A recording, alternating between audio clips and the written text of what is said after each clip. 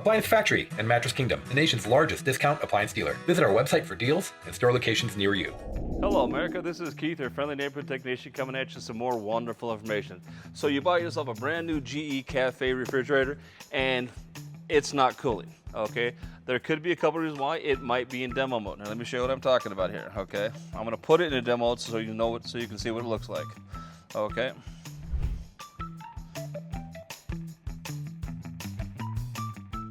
Okay, that's what you're gonna see. If you see this, these two little dashes, that means your cooling system is off and you can't change any of your temperatures, okay? That's basically what you're gonna see on your brand new fridge. If you see that, we need to turn the cooling on. So that, what we do is push your controls, go up to fridge, and then you're gonna push on.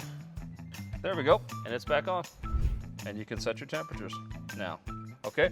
So if you see those two little dashes, that means your cooling system's off, and that's how you turn it back on. Don't forget to subscribe and like this YouTube channel, and you folks come back for some more wonderful information.